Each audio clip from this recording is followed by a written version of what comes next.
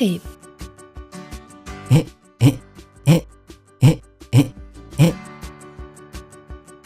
سیب سیب سیب یکی از مواد دوست داشتنی ما باشد. سیب در ترکیبش ویتامین C دارد. در اون باز ویتامین گروه B موجود است. دارای کالی، کلسیم، مگنی، فسفر و کلورید ناتری می باشد. استعمال سیب ما را از بیماری‌های روده امن می‌دارد. یک دانه سیب برای یک شبانه روز به ما کفایت است.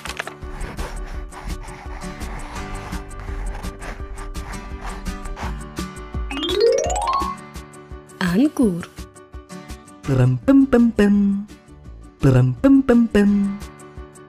انگور انگور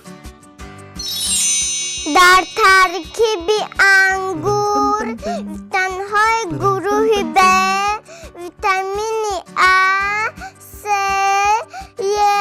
موجودند. در 100 گرم انگور 15 میلی گرم کسلت‌های اسکاربین وجود دارد. استعمال افشوره انگور بیماری سوفه را برطرف میکند.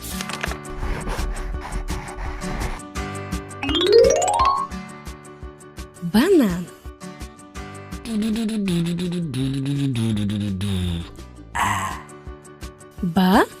بانان بانان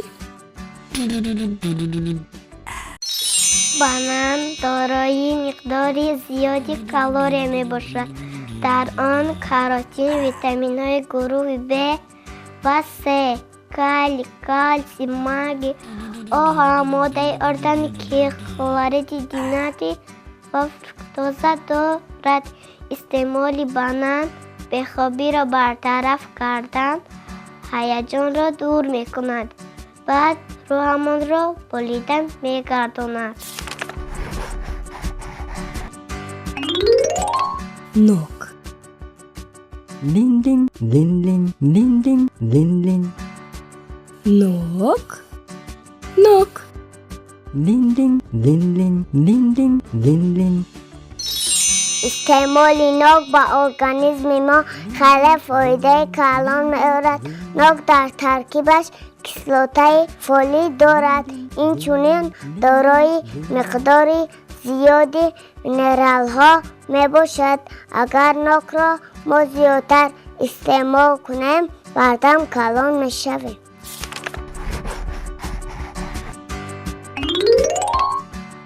زردالو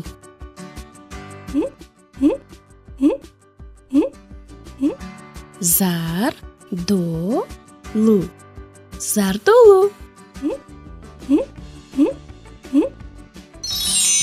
زردالو میوه خوب خوردن باب است و فایده نیز دارد. در ترکیبش کرخمل و قند نیز موجود است که خون را زیاد کرده مقاومت را درست می‌گرداند. اناناس